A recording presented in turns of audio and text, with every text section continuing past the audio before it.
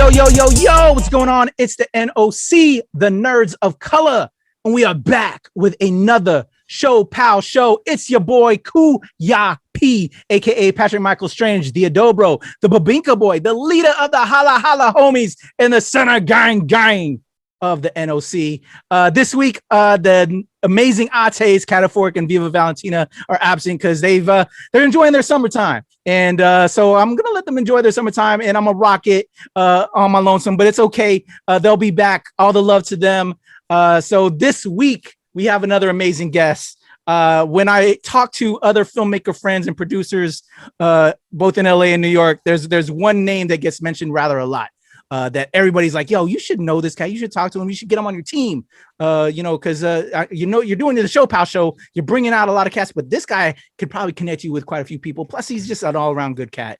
So we're gonna have some fun with formerly of Deadline. He's now rocking it with Diaspora, his whole new creation. We're gonna get all into it and what is Diaspora, what it's all about, but we're gonna learn the story of my man Dino-Ray Ramos. Let's bring him up on the screen. I'm gonna throw up the air horns as I bring it to it. Dino is in the house. What is going on, man? Thanks for having me on here. Hell yeah. You know, I know that it's later there than it is here in LA. You're in the East Coast and I'm on the West Coast, and it's still light here. I can't tell if it's probably darker there, but it's like hella light here. So, but no, thank you so much for having me on. Oh man, no, thank you again, Salama. Like I was telling you before we started, man, it's so important as Filipinos that we show love to each other because, especially those of us in this film industry, because there's not much of it. And representation, as we say constantly, representation matters. And with the work you've done at Deadline and helping showcase and bring to light those of us that are making waves and that are doing stuff, and then your continued work now that's going to happen with Diaspora, man. I'm so honored to have you, man, in so many ways. Salama po, brother. Yeah, man. Hopefully, thank you. I'm looking forward to this as a start of just even further collaboration and communication. Yeah. Because that's my mission, you know what I'm saying? What I'm doing with ShoPowSho, and just as a filmmaker in general, as an actor, producer in general as well. You know, we gotta give these stories light and inspire the next generation, and that is the work you're doing. And I can't, there's not enough thank yous I can give you, brother, for what you're doing. Oh man, thank you. I mean, you're doing it too, man. You're. I think all of us just try to amplify each other as much as we can. I just try my best in what I can do.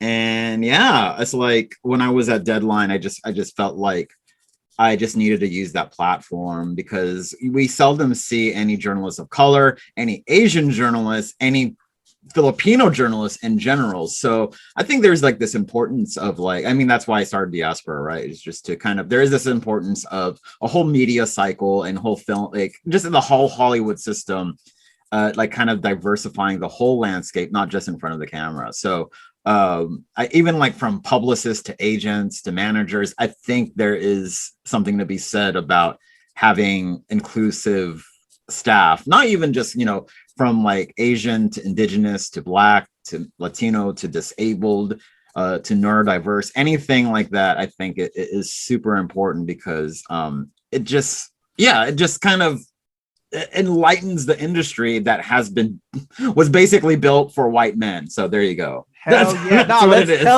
we gonna speak the truth out here. We gonna speak the truth because it's real talk. And that's what I love I think with the work you're doing, it's just showing that we're not afraid anymore. You know what I'm saying? To speak our truths and live our truths. I love it. So we're gonna get into that a little bit more. I like to kick us off from the beginning, the seed, start of the beautiful person that you are, Dino-Ray Ramos.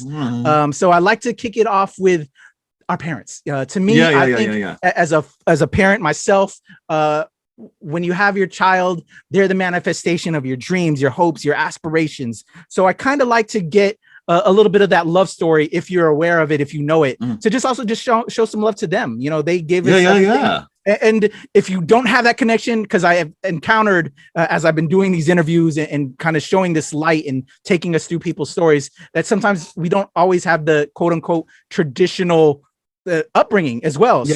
Whatever it is your upbringing, I just want to show that light from that beginning to then, then proceeding to where we're at now. Can you tell us a little bit of Tina, who usually starts us off with this question, says, where are you from? Because we kind of want to play off of that stereotype that we get as as Asian folks, as mixed folks, as POCs. Can you tell us that story? Where is your upbringing from, your family, your parents' story, love story, into the start of Dino-Ray Ramos? Of course. So my parents are both from the Philippines. Both of them are from Ilocos up north. And my dad actually, they immigrated here because my dad joined the U.S. military. We talked about earlier. You were in the military. He joined the Air Force. He joked. I remember, we talk about it now. He joked about being in the Air Force, and he was like, "I joined the Air Force because they were the last to get called into battle." That's what he joked about that. But so it's like my dad joined the military, moved here to the States, and then they got married beforehand, and my mom followed because the whole immigration stuff. And then so for my dad got stationed here and was hopping around. My sister was born in Albuquerque, New Mexico, and then they went to San Antonio, Texas, where I was born. So I'm originally from Texas, but then we hopped around, not as much as other military families, because I know there's a lot of military. I was so jealous because a lot of the other military families I knew, they were like, "Oh, we lived in Germany. We lived in, I barely lived anywhere. We lived in San Antonio, then we moved to Chicago while my dad went to Turkey because he didn't want to bring us to Turkey, the whole family there, because that was at the time. I may be showing my age. It was early 80s. It was not the prime time to go to Turkey, to take a family to Turkey in general. And I lived in Chicago with my aunt while my dad went to Turkey, and then he came back, and then we moved to the Bay Area, Travis Air Force Base, outside of San Francisco. I don't even know if Travis Air Force, I guess that's considered Bay Area still. So and then he got stationed back in San Antonio, and then he retired after 20 some odd years of serving in the military, and then that's where I spent my formative years. San Antonio.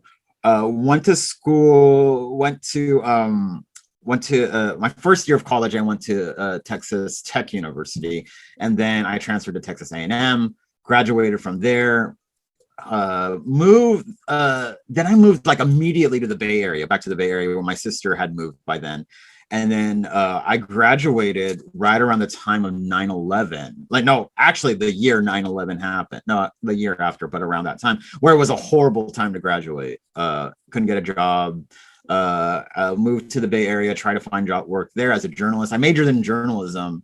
We'll get into the whole. Let's pull back real quick. Let's pull back. I like that. Wow. Oh, let me bring it back to those childhood years before he retired and everything in your formative years. So what was it like being a military kid? I know for myself, I was a military kid. Just kind of going from place to place, and like you said, Texas to Chicago or Illinois. Isn't it weird being a military kid? It's because you kind of think that's the life, right? You go to the BX, you go to the commissary every Wednesday or Thursday, with your mom, and you just think oh, everyone does this. But it's the no taxes at the BX or PX or anything. It's, I think, growing up in a military family, especially from an immigrant, okay, so it's having a dad who is an immigrant and a military man. So it's kind of this whole kind of double whammy in this way. I don't know. It's so interesting about talking about my childhood, because I just remember it as, I don't want to say it was normal, but I think what we see as Filipinos is oh, that's normal. But then when you tell your friends, your white friends about it, then they kind of point out your abnormalities, and that's when you feel super self-conscious. And that's kind of the whole foundation of America, right? People telling us what's wrong because we're different. But I think my dad was strict, ain't gonna lie about that, but luckily I have one older sister. and she was a girl, and so of course she got it way harder than I, like she was breaking the parents in, and she was almost like the bad child, and I was the baby. So it's only the two of us. But yeah, it was interesting. Growing up in a military family, just because I just thought that's how all families were in this weird way. And I think that could be the case with everyone. And then I think, being in that military family, I don't know. I've never actually even talked to my dad about this, about if that was his way of making us more American, like, because we never, and I think this is a popular thing amongst Filipino American households, is like a lot of first gens and second gens do not necessarily speak Tagalog in the household, like a Korean family, or they speak Korean, or Japanese or Chinese, they speak Mandarin or Cantonese or whatever, or even Indian families, South Asian families, they speak fluently. A lot of these other Asian cultures speak it fluently.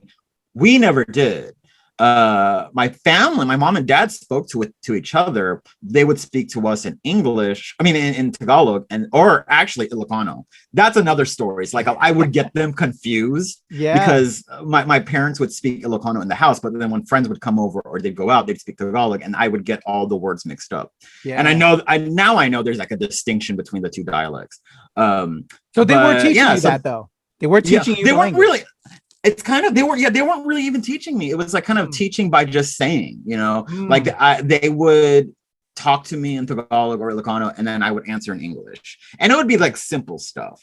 I never really even spoke it, period. And but I would understand. But yeah, I always thought that was interesting. There's part of me that wishes I could speak it fluently, like and I mean, I could learn, but of course the older we get, the harder it is to retain information. But yeah, going through childhood, being Filipino again, I think, and then like being a Filipino in Texas, for that matter, is interesting. I would always get confused for Latino, and especially with my last name Ramos. And no shade to that guy. People would just speak to me in Spanish, and I'd be, I don't know what you're talking about. But in school, it was very much, I want to say, like, after you pass that third or fourth grade threshold is when you start kind of forming this interesting identity, or you start realizing things about yourself in terms of your identity. Like, you are Filipino, or again, people will like call me Chinese or something like that, which I am not. I mean, I look nothing like that. But yeah, growing up in retrospect was fine. Like, it wasn't anything. There are moments, of course, but I think growing up in this immigrant third culture military household very much informed who I am today. And like I do revisit those things, and like, I'm this way because of that. And also I do want to say, as I got older, I think I tried to distance myself from being Filipino. That's what I was going to ask you, because I've experienced that with some of these other previous interviews. Like, I embraced it, because it was always getting pushed away from me personally, like with the language aspect of it. So I'm excited to hear that they still taught you. When I was learning the language, my dad got stationed in Sigonella, Sicily, the island at the end of the boot of Italy. And my mom was like, I was teaching you Tagalog, but then I stopped because there's Italian, and then we had like Hispanic neighbors, and you were getting your words confused. So I stopped teaching you, or at least that was what her excuse was. Because I'm still to this day mad at her about that. I'm like, that was the perfect time that I could have learned, absorb it at that time. And so she decided to stop teaching me Tagalog, because you're going to be raised in America, and for the future and all that. So there was a little bit of some I wouldn't say just I was upset with her about that, but then again, like you were saying, when you're in the military as a mixed kid, or just immigrant, and you're around all these different cultures, I will say that racism, first of all, some of my other people that I've had on, they said they said they never experienced racism. I don't know about you, but I did. But then there's also like where there was some self-hate that developed, and for me, because it always seemed like no one accepted me because I was a mixed kid. I was too Filipino, too Asian for the white kids and everybody else, and too white for the Filipinos. So I was kind of like in my own box. And as I learned history and just everything, I'm like, I grew to be very fascinated with my people and my culture. So I developed a lot of self-pride and that wealth of that search for knowledge in my people. So I'm sorry, this is your story. No. So did you have very much of the same? And if you could go along with your journey of self-discovery. I think one of the things I'm glad you said that thing about kind of not being, you weren't American enough, you're not Filipino enough. I think that was something. I think that's a lot of what first gens struggle with.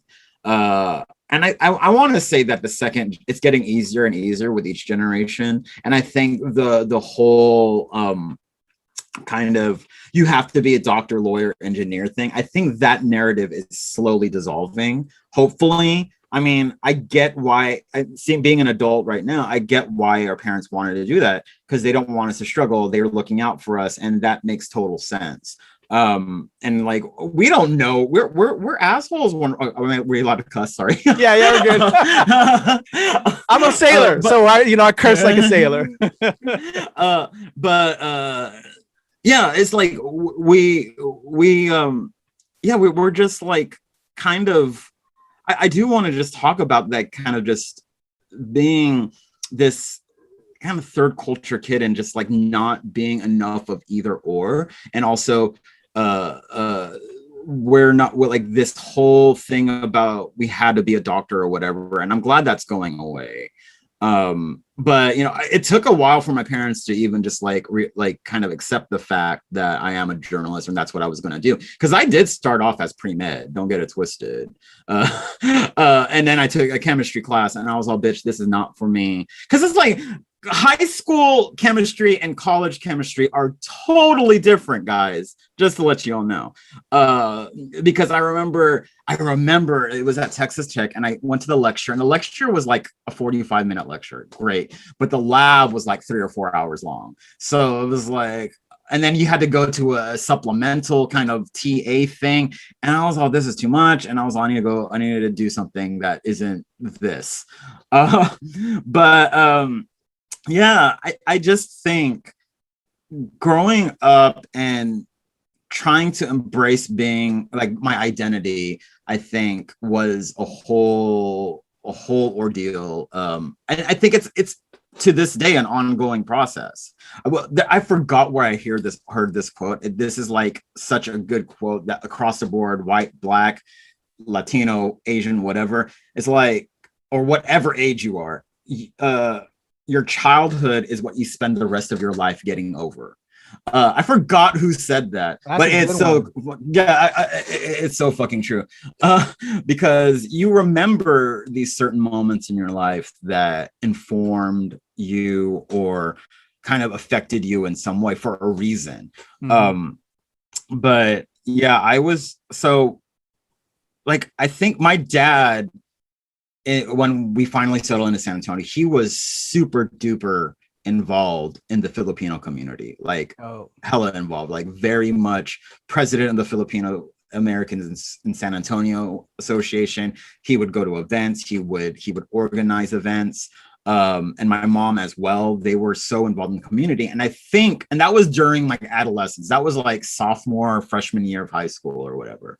And that's a time when you don't want to have anything to do with your parents, right? You want to not be anything like your parents. So yeah. I think and then I had nothing but white friends, and I had like one black friend and like one Latino friend, but majority of them was like white or white adjacent, Yeah. And so I never really embraced my culture as much as I thought I should have. And I think right now, and then I think that didn't come until college when I made up for lost time. Because I think in college was when I was finally like, oh God, I am fucking different. Yeah. And then you add in the whole thing of coming out of the closet and being queer. That's a whole other thing, especially in being Filipino. Yeah. I want to get into that. Hold up. So before we get there to college, then what would your parents tell us about pre-college Dino, and what were you into? Like, is it a totally night and day Dino before now? I want to say they probably thought I was a weirdo, but in a good way. Okay. Like, what were you into? Like, was there anything that would show who you are now? Like, what you'd be into? Dude, I think like your background was me. Like I was a total nerd. Okay. I was also, but at the same time, I was in drumline. I was in band. Okay. I think they would categorize me as a very artistic kid, and I think they always told me I was smart for what I was. I was smart because they were forcing me to be smart, because if you didn't make the grades, then you would get beat. But no, I think they would probably say that I was very creative, and curious, and like very but at the same time I was lazy, because I just remember there were multiple times when I would wait till the last minute and procrastinate, and I would get yelled at a lot for doing projects the night before. Okay. But I think they would probably say that I was a very creative kid, or that I was just very curious about things, and to a certain extent funny, because I think I got a lot of that from my father's very funny, and then my mom is very soft-spoken and like, typical Filipino mom, but like loud and will beat you if needed. And let's be honest, like all Filipino matriarchs are head of household. For real. Real talk. Yeah. Real talk. Yeah. Even beyond the matriarch, the grandmother is the head of everything. That's the thing. So yeah, they would probably say that I was either like a combination of weird, funny, and smart and lazy. Okay. What would you say? What did you want to do at that point in your life before you went to school and all that? Do you know what you wanted to do? What I wanted to do was what my parents wanted me to do. Right? Like, so you were so heavily in, which is I feel that, again, like I was telling you earlier, like, I was in a boys quartet and everything. Yeah. Like, I wanted to be a singer, performer. Wait, what was your quartet called?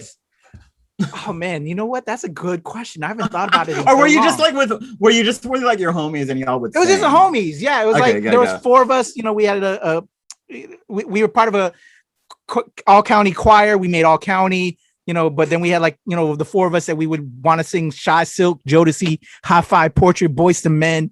Yes, Portrait. Man, just all the good stuff. Troop, like we're saying earlier, 90s R&B. Yeah, Surface, Troop. Troop. Oh yes. Yeah, man. I was singing, dancing, all of that.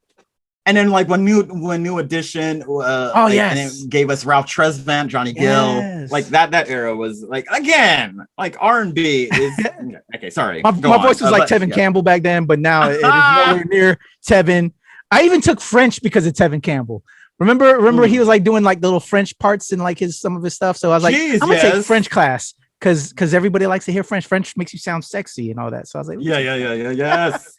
But yeah, I was getting at is that, like, as I think a lot of us as Asians, we're drawn to the arts. We want to be involved in arts. I eventually found my way back to the arts. But like, though, when we're in school, our parents, my talk about my mom, she was like, nah, you're going to go be a lawyer, doctor. And, that intrigued me. But at the same time, it's not really where my heart was. My father was military mindset. He was 3rd generation. So I had 2 best friends that were going the military route. So that's kind of what I ended up doing. But then when I was finally in, I started, taking college courses and started getting back to it. But I had scholarships and full rides as well that I turned down because I was afraid and scared.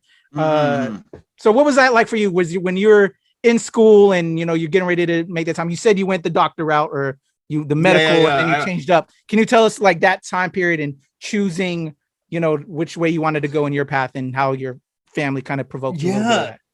So it's like when I was at Tech I was doing pre-med and then saw all of what I was like, oh, this is what you need to be a doctor. And I was like, no, this is not it. I don't want to spend the rest of my life doing it. And it's like your soul doesn't speak to that kind of stuff. I think, and this is no shade to like all of our brothers and sisters and siblings who are doctors. And I think some a lot of them genuinely want to be or help people, but at the same time I think there's something to be said about those who didn't want to be and ended up there, and then they regret things, and it's sad.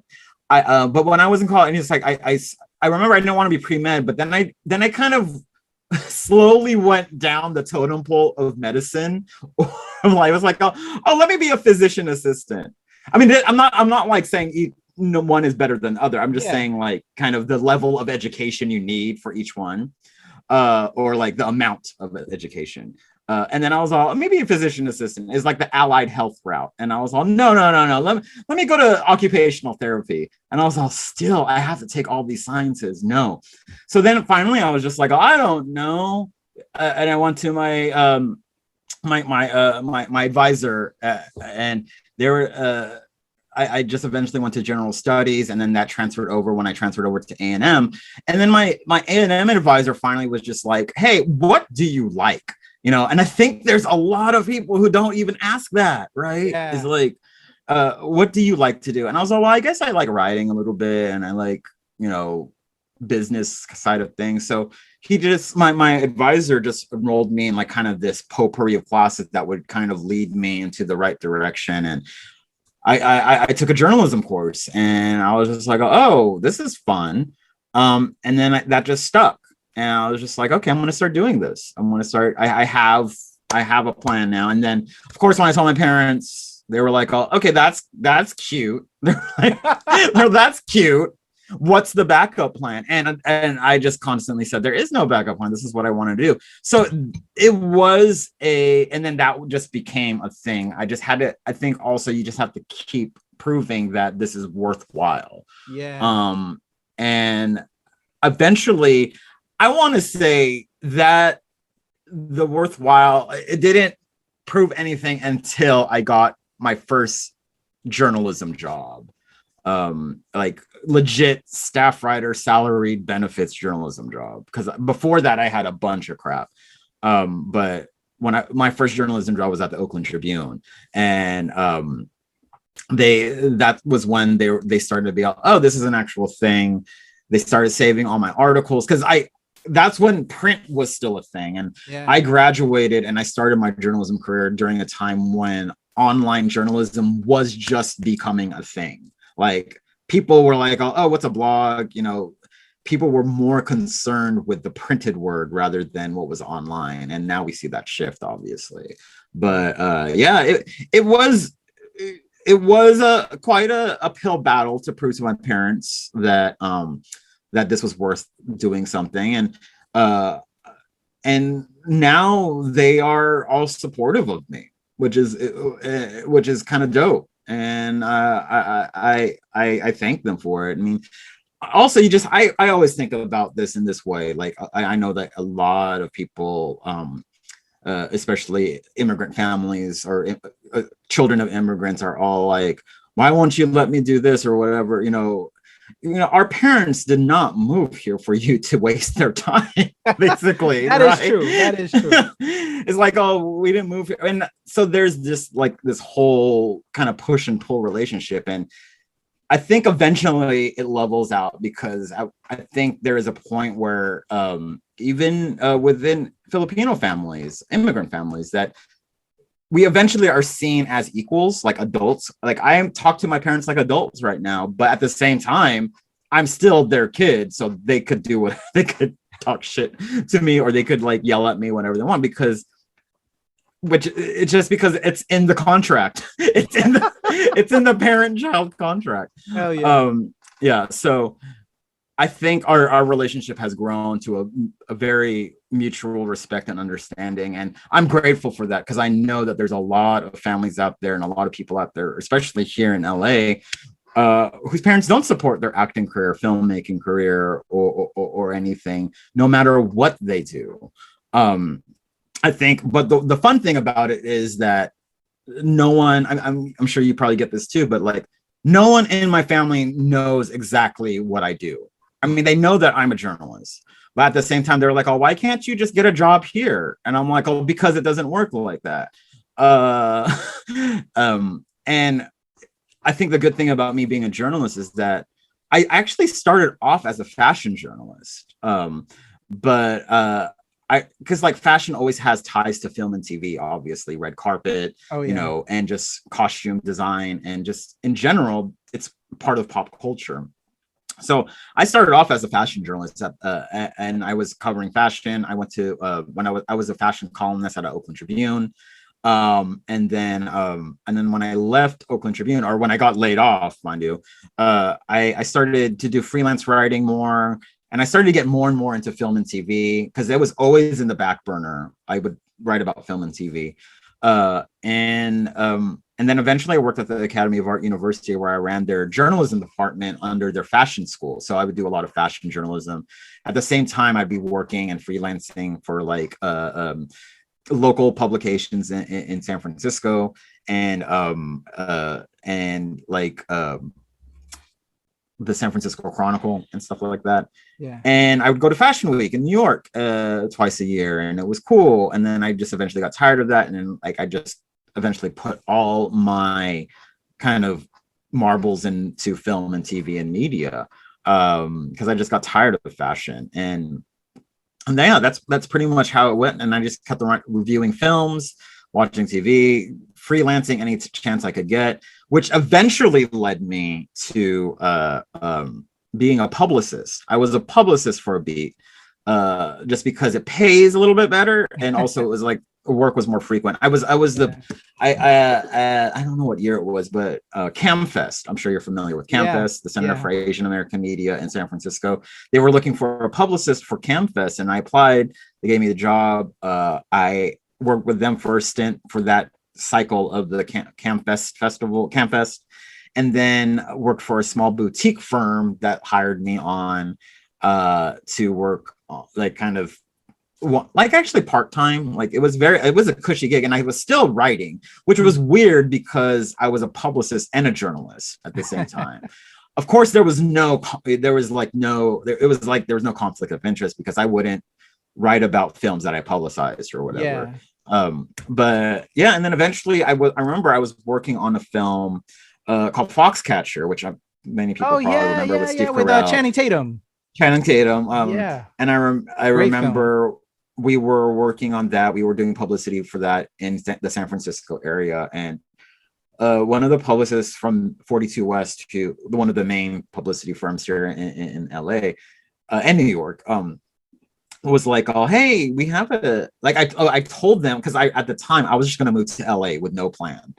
And the publicist was just like, oh, we have a job opening, like a temporary seasonal gig, if you want to do it. And I was all, sure. So that was very serendipitous. That was very, kind of the gods are watching, or higher powers watching, or I think it just was meant to be, So I started working at 42 West, and this was around the time this was the time when Gone Girl was a thing, and so that was one of our major accounts. And I did publicity for a beat, and then I got tired of it. I appreciate publicists and what they do, because it's a thankless job. And then I went back to journalism, and I started writing for like Bustle. Wrote a piece for Vogue about Justin Chon's Gook when that came out, and then just doing a lot of freelancing until this one kind of a startup called the Tracking Board came up, and they were building a new publication, and they also ran a bunch of screenwriting contests or screenplay contests. And so I was reviewing movies for them and doing articles for them, but they eventually, and then when I worked there, that's when Deadline came calling, and they were just like, oh, hey, we have an opening. So they basically poached me from this other publication. But lucky, again, gods were watching, because that publication folded shortly after I left. And then Deadline came in, and then I started doing, I just was at Deadline for until recently. I still do their podcast for them for now, but yeah, I was the associate editor there. I launched a podcast called New Hollywood, which focuses on people of color, the queer community, women, disabled, anyone in the margins in Hollywood, and kind of gives them a platform. And I remember when we first launched it, like I was pushing for it to happen. And as with all corporate entities, things take time. Yeah. And things take a lot of buttering up because a lot of people don't know if they believe in it. Because let's face it, a lot of these media institutions aren't, especially these legacy ones, are not really up to date with what's going on in the world or in terms of like media platforms. So everyone was kind of confused at what a podcast was, or what they're like, oh, is it like a 20-minute interview? And I'm like, oh, no. It's a whole conversation. It's like it lasts from 45 minutes to an hour, sometimes 2. Yeah. And they're like, oh, what? Is anyone going to listen to that? And I'm like, I do. Yeah. And so, we launched our very first episode. Our very first episode that launched was with Sinqua Walls, who is now in like major. He was in that Soul Train series now, and he was in like Once Upon a Time. He now he's like doing many good things. And then that was our first episode. And actually, we have another episode with our friend Jessica, and it was our pilot, but it never aired. So it was like our tester. I co-hosted with my coworker Amanda Nduka. And ever since then, it's like I produced, booked, wrote the questions, co-hosted. Pretty much that was my child. That was my baby. And now we just our most recent episode, which was released today, because we dropped every Tuesday. I tried on a consistent basis to release every single week, which, as you know, is fucking difficult, right? And luckily I had a producer to kind of just do the logistical editing, but it's still a lot of work. We would do live shows and everything, but now we're just like today's episode was Wumi Masaku, who plays the hunter in one of the hunters in Loki, and she was also in Lovecraft Country. I love her.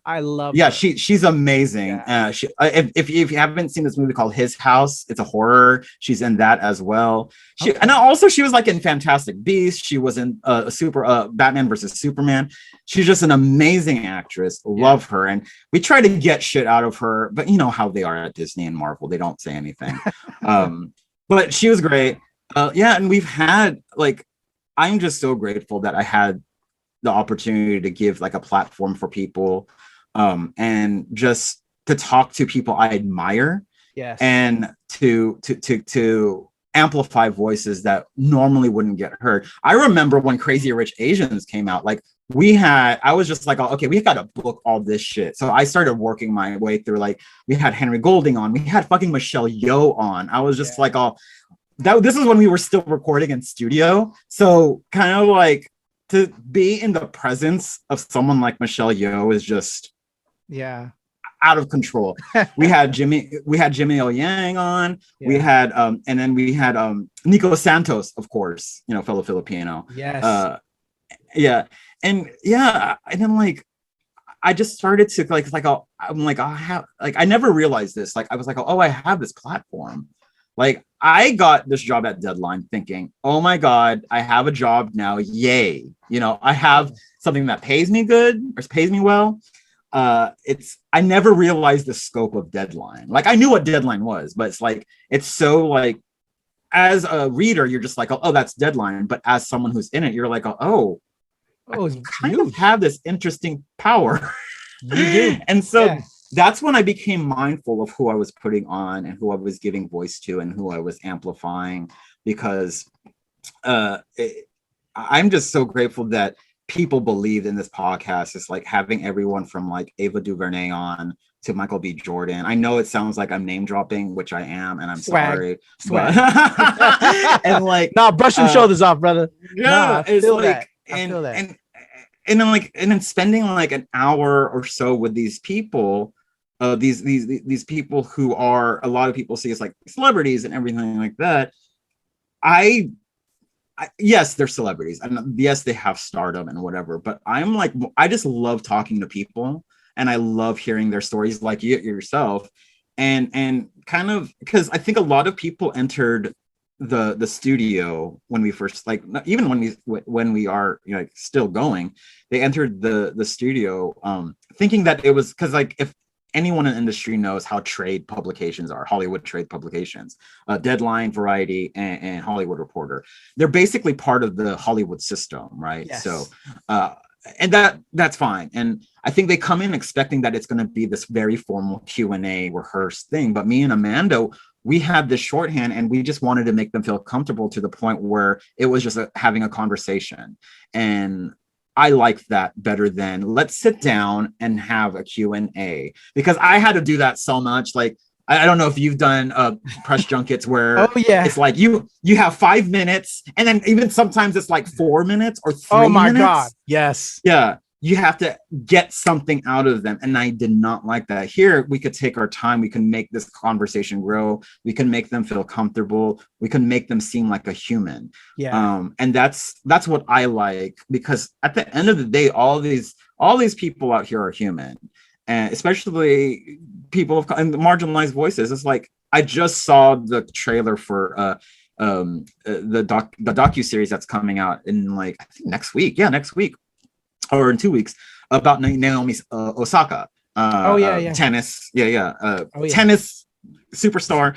That Garrett Bradley, who's an amazing filmmaker, she made this documentary called Time, and when I was reading the synopsis, Garrett Bradley was just saying we wanted to have an empathetic lens on Naomi, and then that's just basically saying, yeah, she's human, and y'all made her this way. This interesting way, because she's like, there's a quote in it, she's like, oh, it's crazy, it's ridiculous. There's a quote in the trailer, she said something like, it's crazy how much attention I'm getting, it's ridiculous. No one prepares you for that. And it has a mental strain on you. And I'm not saying that I'm huge or anything like that, but having this interesting platform now, I feel a responsibility. There is a responsibility there to me and to the community, to the Asian community, and to the Filipino community, and to, like, all underrepresented voices, queer, whatever. And I think I put that on myself.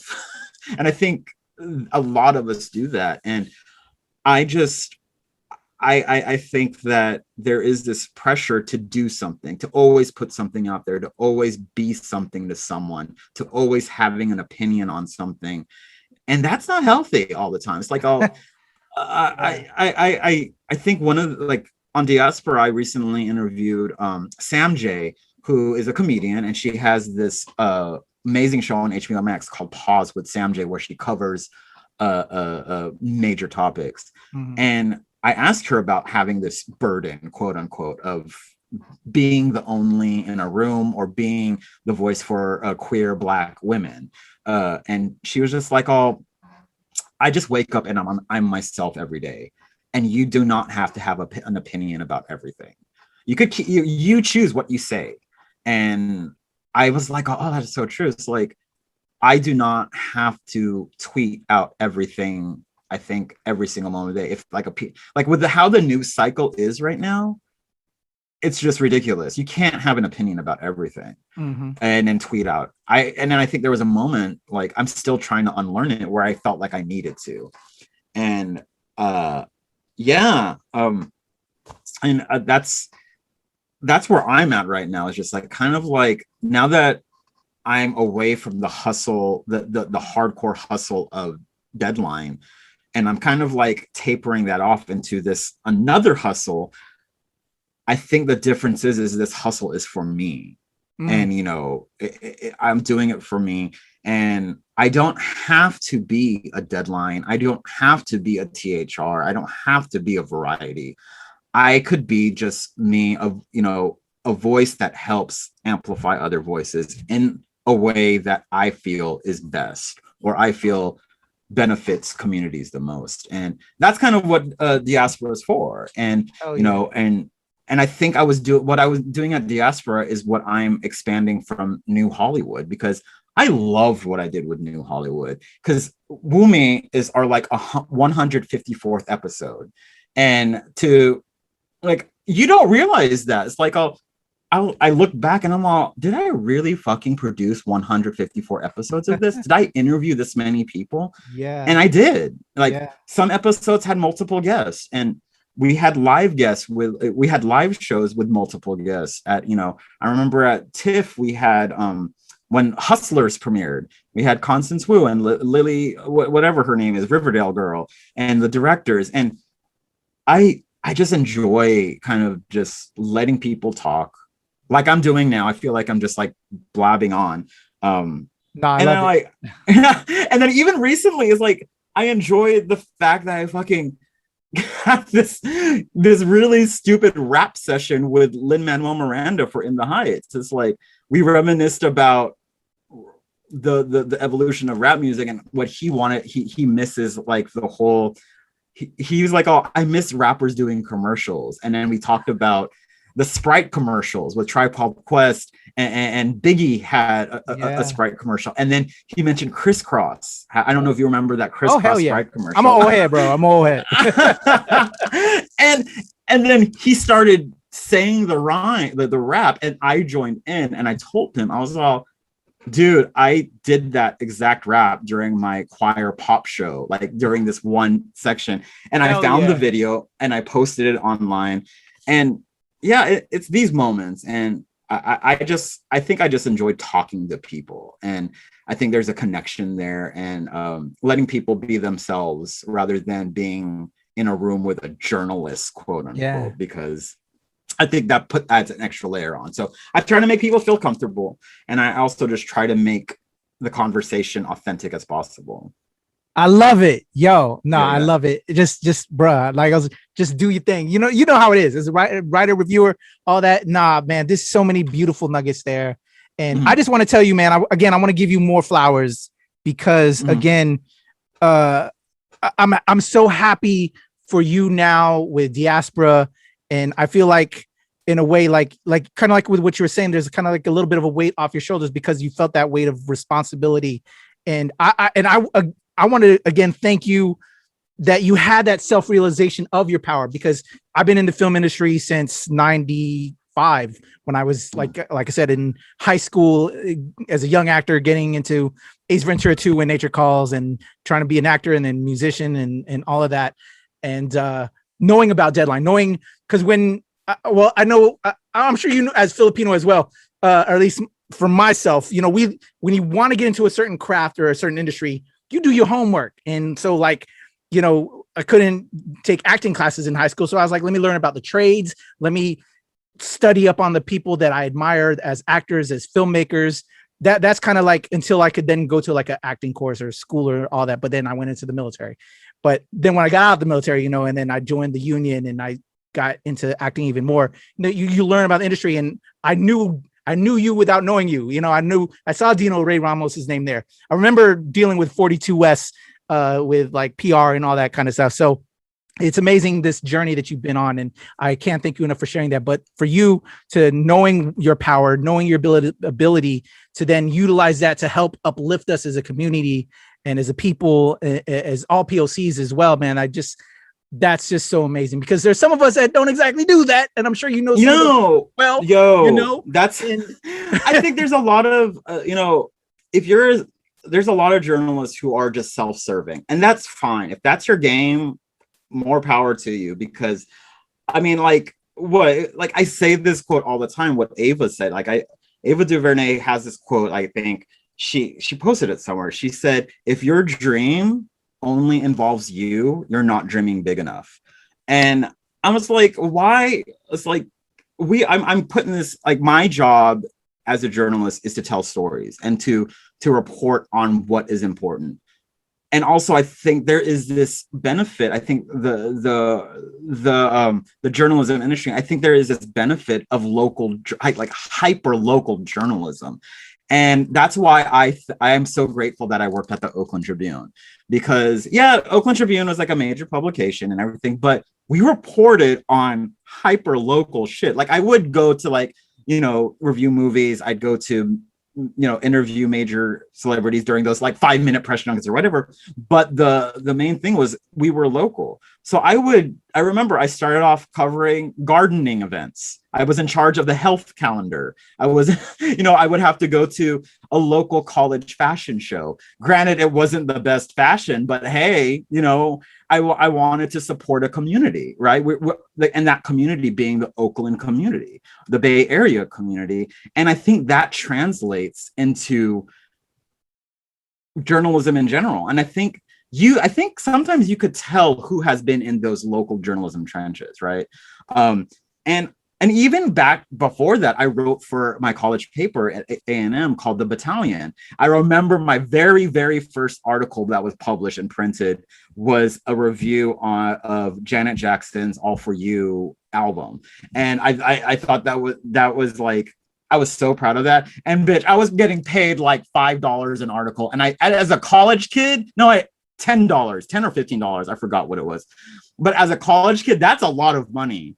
In that time. Yeah. And that time was like in late 90s, early 2000s. I love it. Especially, you guys, I don't know how college kids are right now, because back then that was like, we were scraping, right? But yeah. I don't know. But yeah, I'm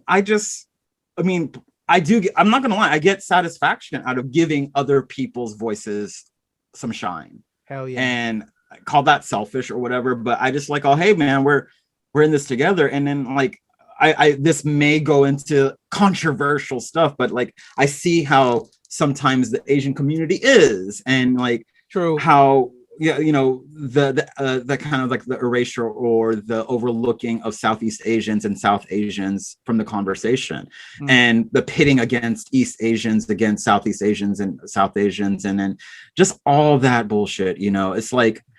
And we see it within our own community. If you're part of any like Facebook group, or you are just in the community, you see things within the community that the outside world doesn't see.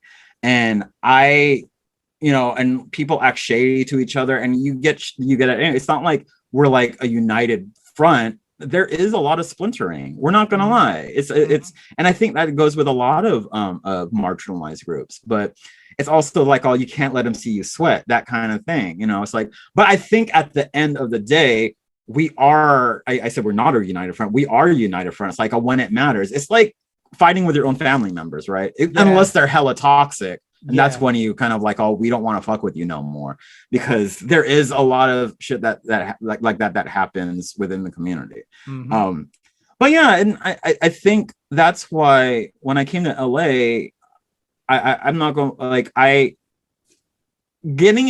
going into a new social situation or entering a new community as an outsider or someone who has not been in the trenches with them is a little bit jarring. It's kind of like first day of school thing. So I went when I first went to like my first Asian event here in LA, I was nervous. I was just like, oh, I don't know anyone. I don't know this community.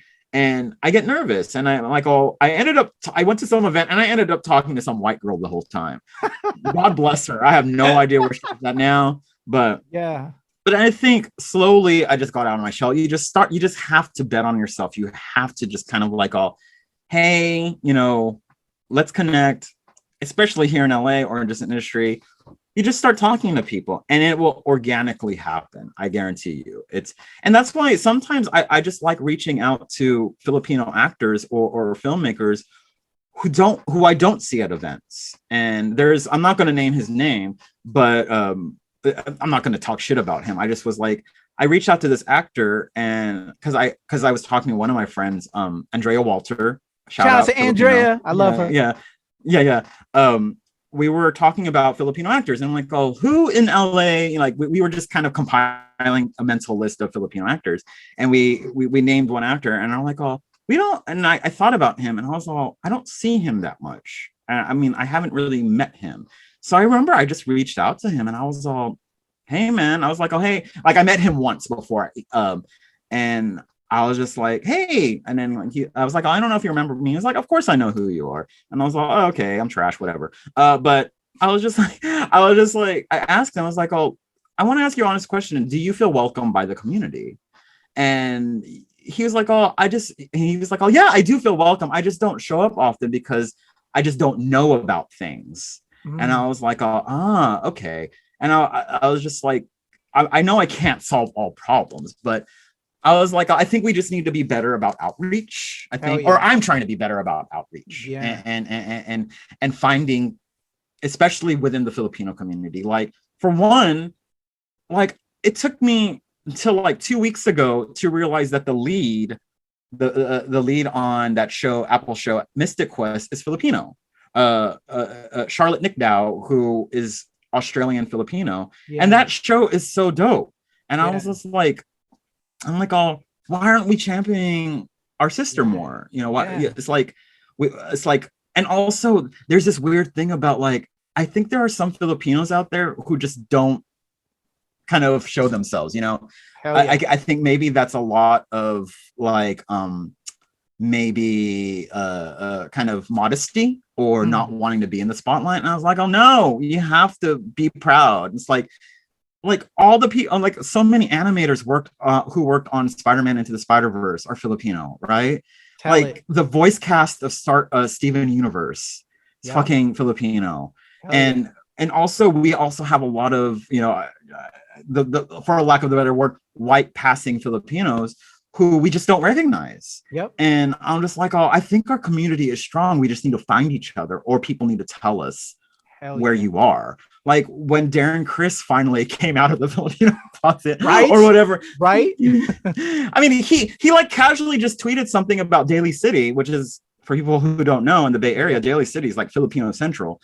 And he was also on our podcast, and like he connects with his. I just don't think he has the opportunity to connect with his Filipino culture a lot. And I went to another event, a birthday party, where me and Andrea met this other actor who was Filipino. We didn't know who he was. So if y'all know, like, all listeners, just champion each other and kind of amplify these voices that we don't know exist, because I think there are so many Filipinos, like there are so many Asians, but within that, there are so many Filipinos in the industry that we don't know about. And I think it's kind of like we need to be like a lightning rod for them and kind of be welcoming instead of exclusatory, and be more of like inviting.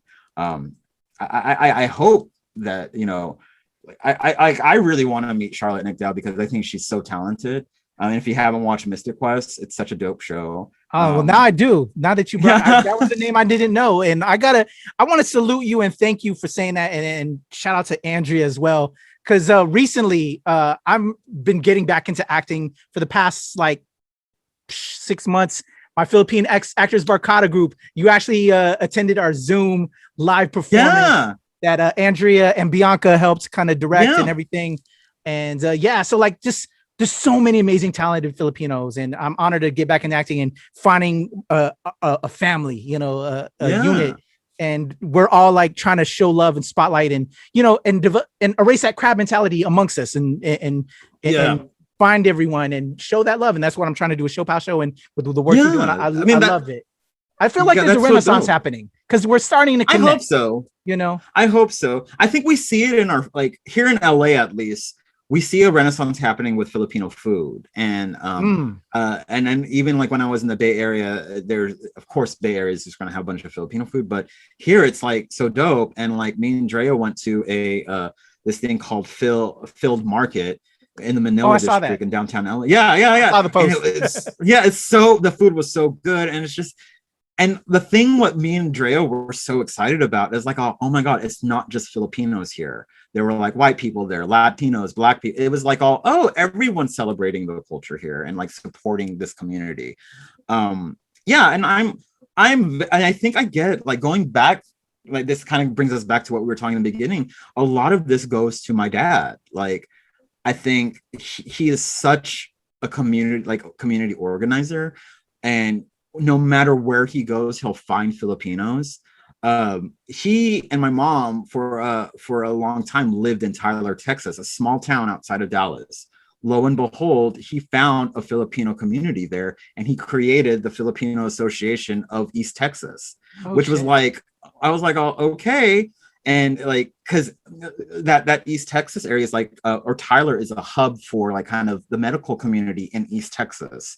And there were a lot of nurses there, obviously, and then like doctors. And he just created this. And so that's kind of where I get my advocacy and that's what I was going to ask you. That was going to be one of my questions. Like, when did you become so quote unquote woke for yourself? You know what I'm saying? That term, for both as a Filipino, as an advocate for everyone in the communities and as POCs.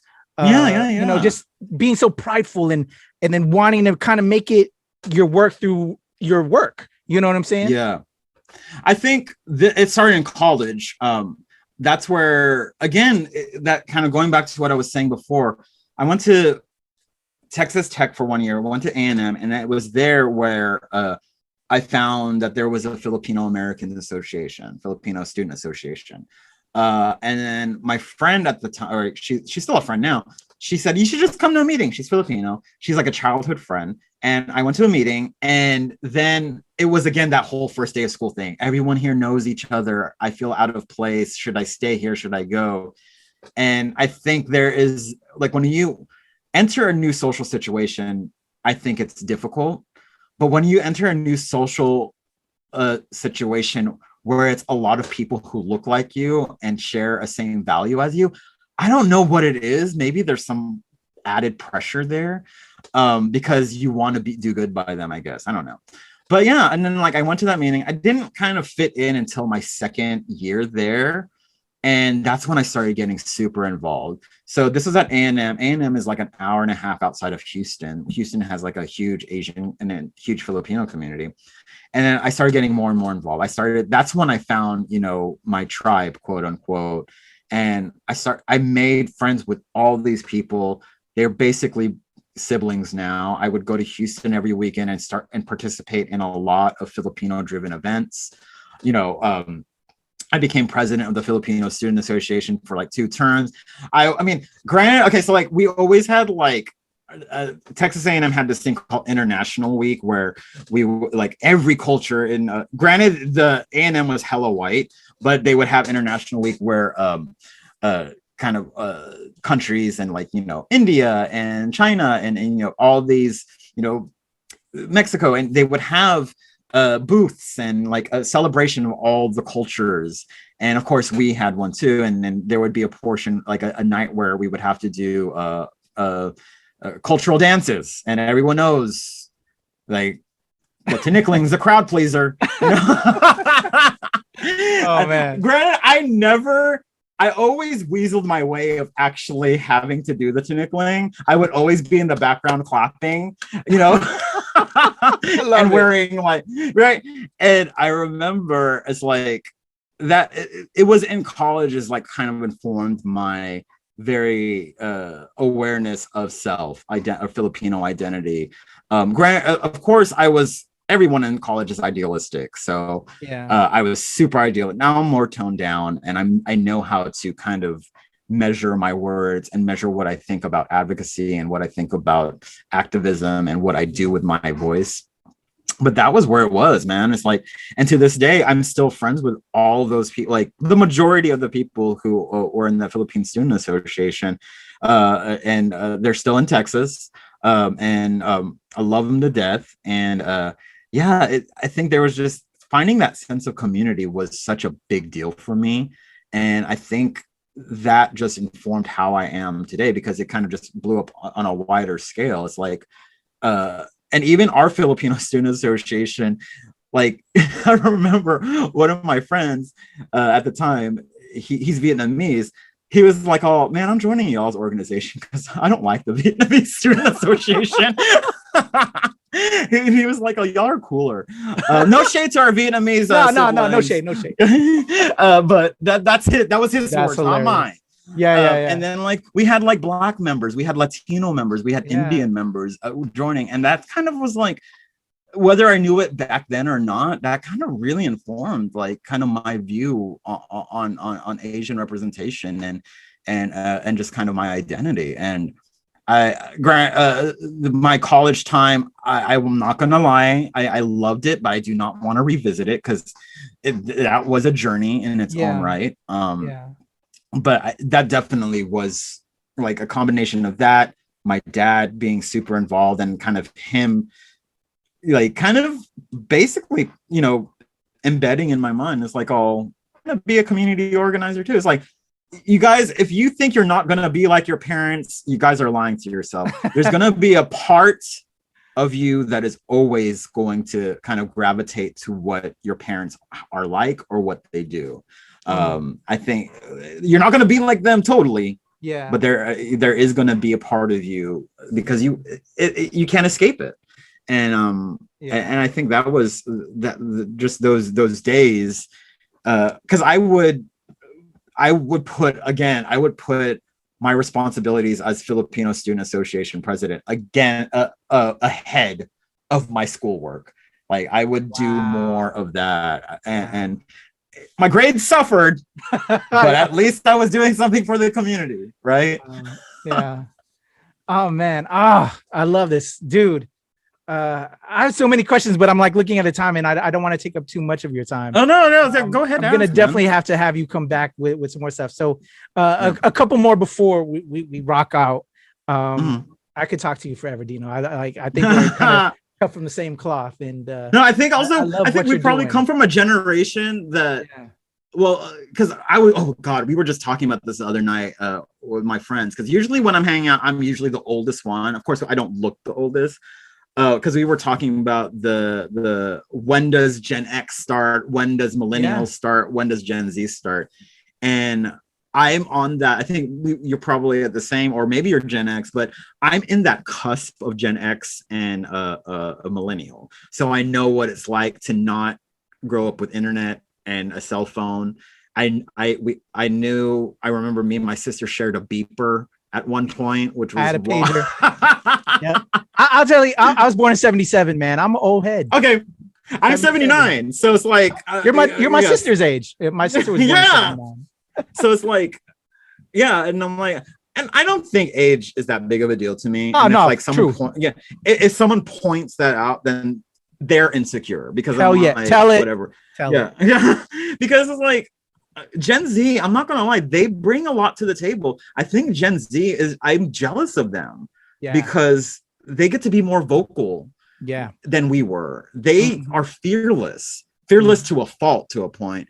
But I'm just like, I look at them and I'm just like, oh man, look at all these people who are like living their lives as like non-binary or queer or just like being very vocal about gun control without having any sense of like, oh, my consequences are going to be this. They're just so bold, and I so beautiful. love that. But at the same time, I'm not gonna lie, Gen Xers or whatever, we have a little bit more experience in life. We're weathered. we've been beaten up, literally and figuratively. So it's like, I was like, oh, in a way, I'm not gonna lie, Gen Z, I may get dragged for this. Gen Z is kind of standing on the shoulders of millennials. Millennials are standing on the shoulders of Gen Xers. Gen Xers are standing on the shoulders of boomers. It's always a progression. It's like, for real, because they want to take credit for everything. I'm gonna say it too. We put in some work for y'all to get here, okay? Yes. and I also think it's also about life experience. Yeah. And I think because we've seen some shit, and I'm like, oh, and I think a lot of people are seeing shit now because of this pandemic, and it's gonna make people the way they are. And it's like, so I'm grateful for my age. I embrace that I'm 42. I'm like, okay, like I was talking to someone else the other day. They're like, how old are you? And I was like, I'm 42. And they're like, oh, okay. And then they kind of gave a look that was like, and I was all, don't get it twisted. I would not want to be 20 something right now. Yeah. No, I'm with you. Because, and also it's like, we could get into this later, but like, even just having like my nephews right now who are fucking taller than me, whatever. It's like, I'm scared for them sometimes just because of, how this generation is with like cyberbullying and school shootings and all this. But yeah, I honestly can't wait until I turn 50 because I want to give even less fucks. Because right now, like Like when, like at 40, you kind of you're just like, oh God, I don't have time for that. I have a feeling by 50, it's just like, you're just like, oh my God, you just are so much more in control of your time and like what you care about. And then by 60, you're just like, oh, whatever, just leave me the fuck alone. I'm going to live my life. Yeah. Because yeah. Yes. All right. So this goes perfectly with what my second to last question then is, with everything you've learned and you've gone through and you've experienced and just all of the life lessons that you've taken in and for yourself and with what you're doing and moving forward, what would be the one lesson out of that you would want to impart to the listener watching right now? Oh, wow. I think it's like, so it's like, this is kind of like, if I were to kind of see myself 20 years ago or something like that. Oh God, I would just say it's going to suck, but trust the process, trust, it's going to suck. Things, and like, I say that every day. It's like, oh, okay, it's not going to be easy. Nothing's going to be easy. And if you give up, then, you're giving up on yourself and what the potential you have. I just like, you just have to, when I say trust the process, I'm like saying, trust your growth, trust yourself. It's going to suck sometimes and it's going to be great sometimes. It's like peaks and valleys. So try your fucking hardest to trust and believe in yourself and be grateful for the moment you're in, or try your best. That being in the moment, I feel, is difficult for me and difficult for a lot of people, but try your best, man, because the future hasn't happened yet and the past is already behind you. So it's like, the past is done. It's done. The future of what you think will happen is not real because it hasn't happened yet. So live in the now. I know that sounds very like spiritual and stuff, but it's true. It's true. It's I forgot who told me that. It's like, they're like, oh, you can't think about the future because it hasn't happened and it's not even real. So it's like, you just have to be in the now. And it's like, especially saying that in Hollywood to an actor or producer, it's hard. Or even a journalist, because we work on deadlines and we work on like, oh, what am I going to do next week? Yeah, this is what I have to do. And then teaching a lot of actors to kind of just trust, or telling that to an actor is hard. I can't imagine how, like, waiting for that role or waiting for someone to hear back for a call back, and the amount of plates everyone's spinning.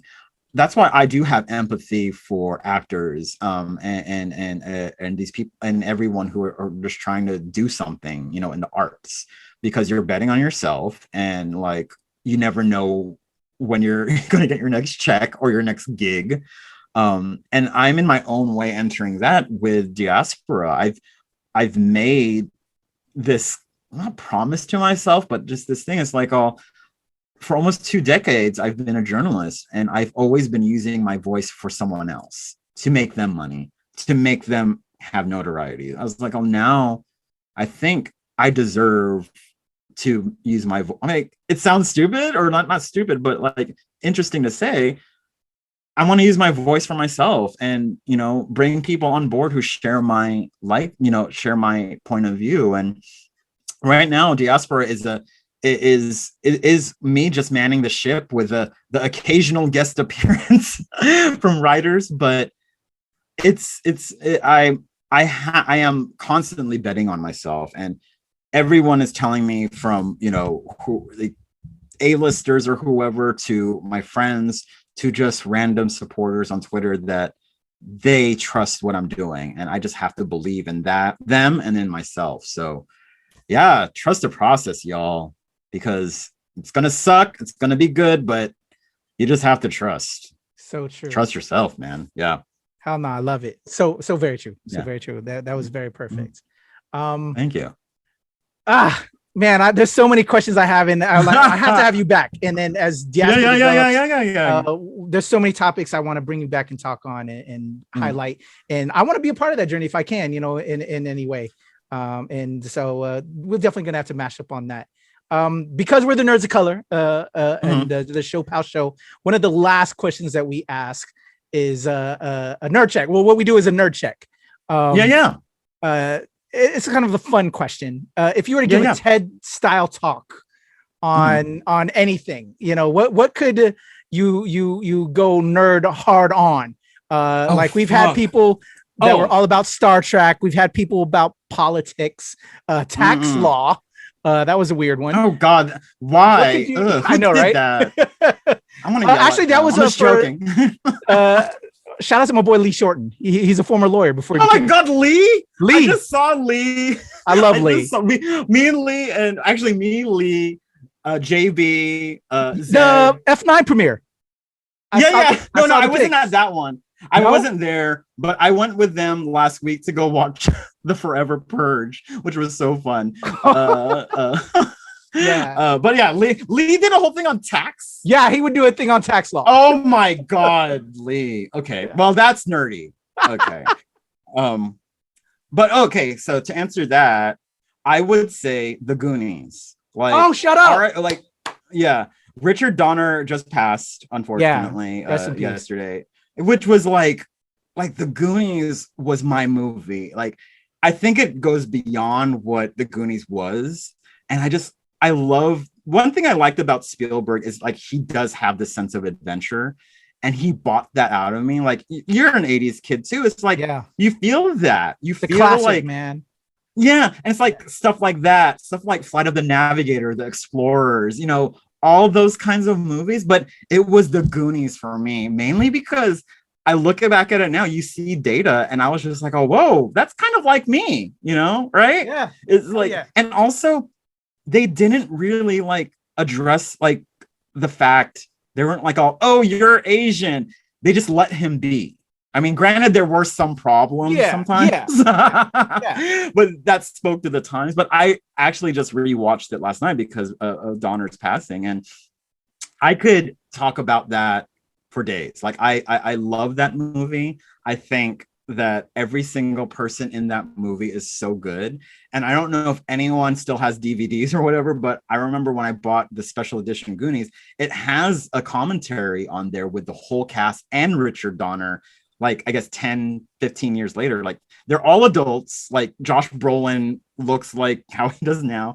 Martha Plimpton, I think it's Cary Green, Sean Astin. Who else is there? Kehu Kwan, of course, and Corey Feldman, and all of them are on there. And then just listening to them talk and reminiscing about how it was, is just so amazing, because I wanted to be in that group, and I was always. Same. I was always for unsupervised,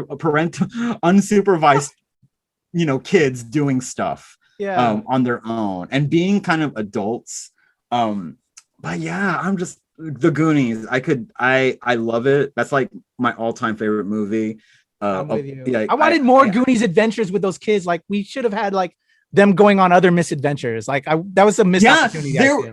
There was supposed to be a sequel that never happened. And I know that there was supposed to be a sequel that was happening soon, but I think that's not happening.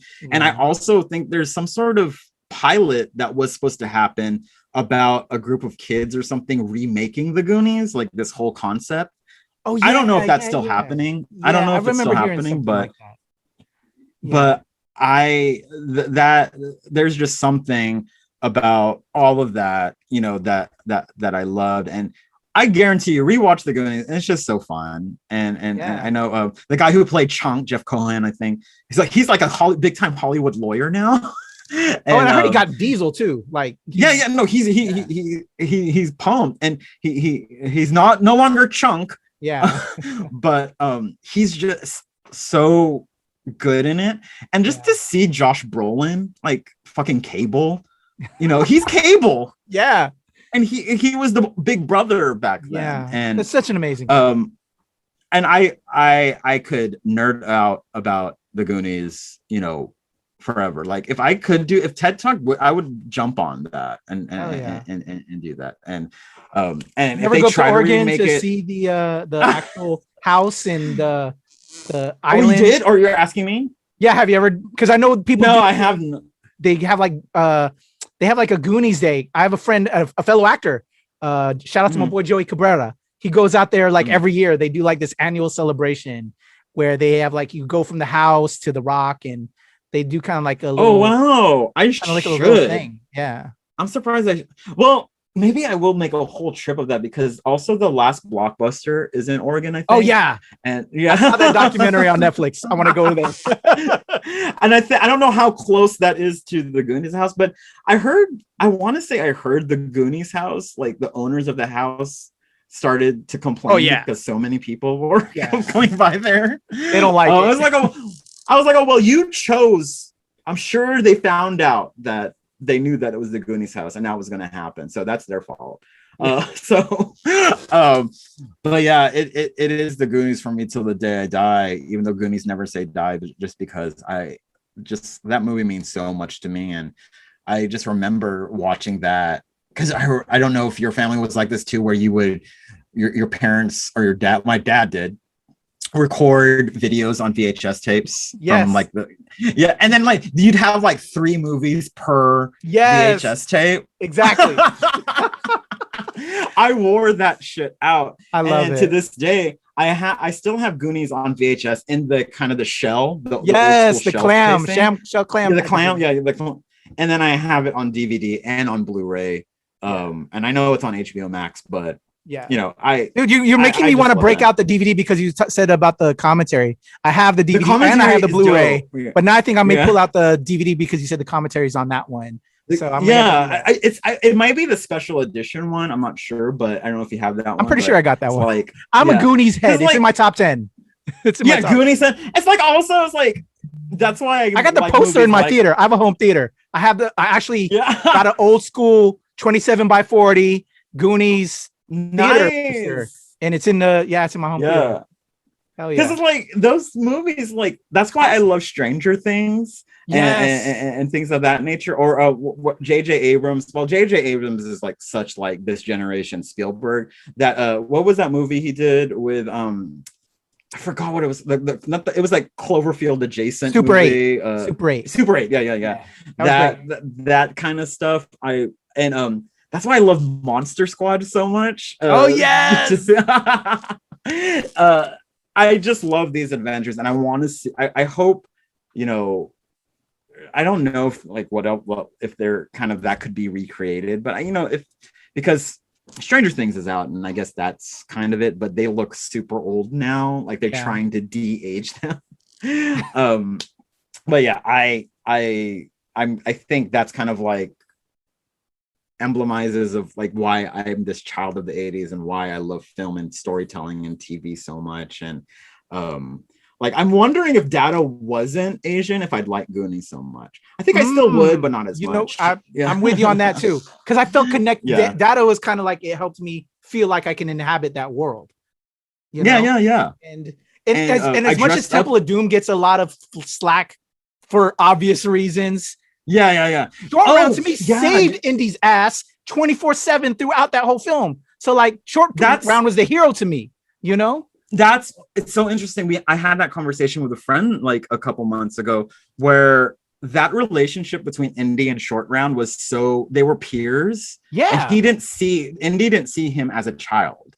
And that was so groundbreaking. And I think Ke Huy Quan was younger, obviously, but he was the hero. He fucking saved Indy so many times. Yeah. It's problematic as fuck. But to me, I lived through Short Round. I love Ke Huy Quan like so much. He was amazing in both of those films. Yeah. So that would be my nerding out.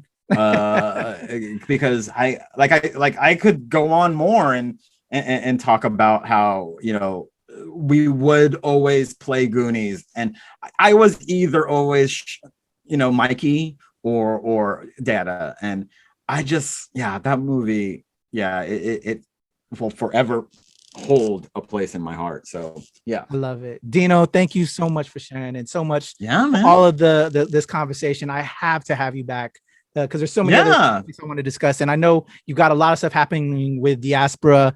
So as that happens, please come back and let's shine a light on that project that you may be doing at that time with Diaspora, but just anything in general. Appreciate you so much. Of course. One of the last things I ask is for the audio listeners, I also have the information in the description below, is how they can reach out to you, socials, the Diaspora websites, just anything we want to put out there. So you you could find me on Twitter and Instagram at Dino-Ray, Dinoray. Diaspora is the website is the Diaspora Times. I know people call it the Diaspora Times, but that was the only domain. It's called Diaspora, the site, but the website is called thediasporatimes.com. The socials for Diaspora are Real Diaspora, and that's both on Twitter and on Instagram. RealDiaspora. I always can't. I'm like all trying to think I'm spelling it right, but yeah, Real Diaspora. But you'll have it down there, or like in the description. But yeah, reach me out there. You could find me. I'm an open book. You know, I'm tweeting a lot. I Instagram a lot, and yeah, visit Diaspora and reach out. And if you're Filipino, let me know. I'm always looking for people, you know, who's in the industry, because we don't have many of, or like we do have a lot, and a lot of y'all aren't talking. So speak up. Yes, we gotta share love, show love, give light and energy, and you know, just build as a people, man. I love it so much. Thank you with everything you're doing, Dino. For me, Kuya P, you can follow me at Strange Since 1977, as well as at Kataphorric. One of those is Twitter, one of those is IG. I'm not sure because I'm old, so I can't recall which one is which. I'm also on TikTok now, the legend Kuya P. So check that out. I've just started. I'm gonna try and do a little bit more fun stuff on there. Here at the Nerds of Color, and that's at the Nerds of Color everything. Facebook, Instagram, Twitter, ShoPowSho at ShoPowSho on everything as well. And at the NRW and at Release Wednesday, where nerds rule the world. You'll see more of that with what I'm doing, and hopefully we'll have Dino back to just continue on with these conversations and show love and energy and light. This was a lot of fun, y'all. Thank you, Dino. Man. Kuya P, ShoPowSho. We are out of here. Bye. Makita. Salamat.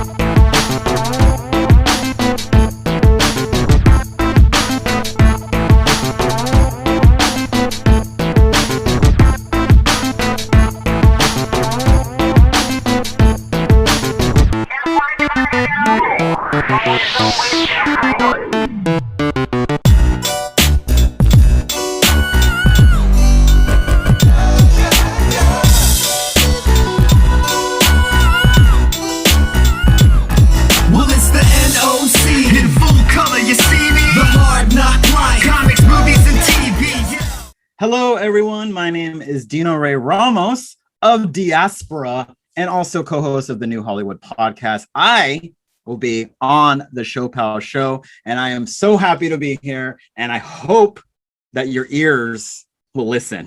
Thanks, y'all. My Filipino heritage, what it means to me. I think it is a huge part of me. I mean, it's all over my body.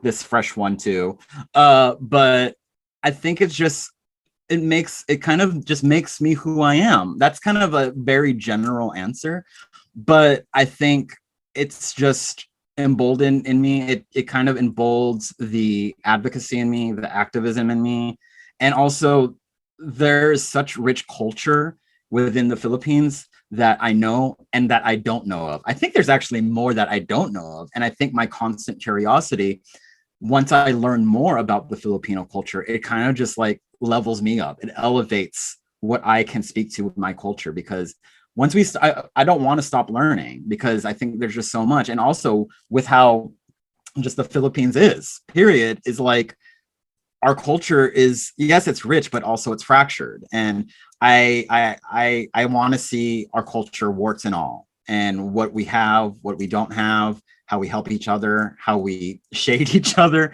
But at the same time, it is me. All of it's me. And I know, again, I say that that's that's a very general answer, but I think what Filipino culture means to me is that it is me. It is who I am, you know, and it taught me, you know, how to act, how to act right. It taught me home training. It taught me what good food is. It taught me what good art is. You know, all of that comes from my parents, and they are Filipino, obviously. And I just think that it's me. Filipino is me. I don't know if that's proper grammar. Yeah, it's proper grammar. But yeah, I just think what Filipino means to me is that it is me.